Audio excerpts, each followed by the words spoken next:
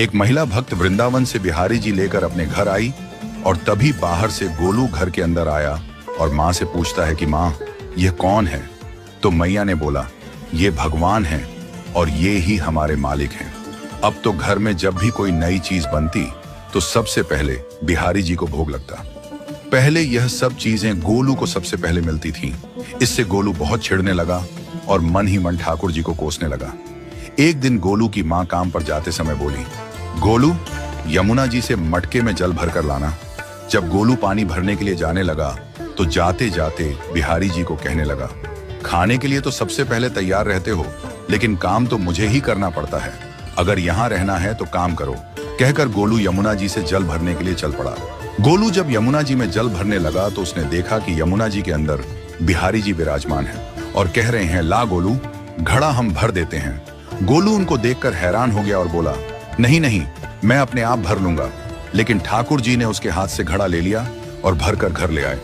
गोलू घर आकर डर रहा था कि अगर माँ को पता लगा कि मैंने ठाकुर जी से काम करवाया है तो आज मेरी पक्की पिटाई होगी। माँ ने घर आकर बिहारी जी को गीले कपड़ों में देखा तो एकदम से हैरान हो गई और कहने लगी कि गोलू, ये जरूर तेरी शरारत है, जरूर तूने ही इन पर जल डाला है। गोलू ने अपनी माँ को समझाने का बहुत प्रयास किया, लेकिन माँ ने उसको डांट कर चुप करा दिया और ठाकुर जी के भीगे हुए वस्त्रों को बदलने लगी।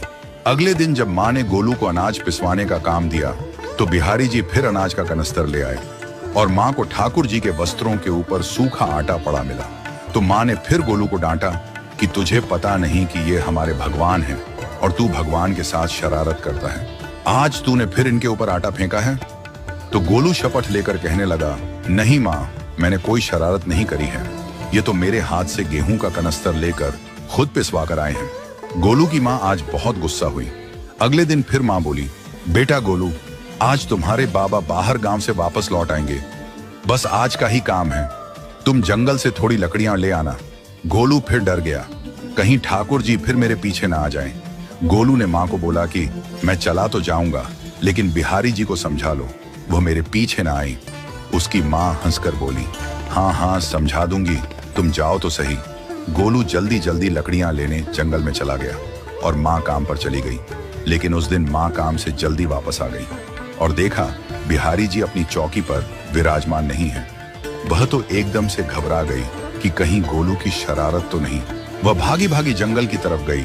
तभी उसने देखा कि गोलू के साथ एक इंसान लकड़ियों को लेकर घर आ रहा है। गोलू की माँ यह देखकर हैरान हो गई कि यह तो बिहारी जी हैं।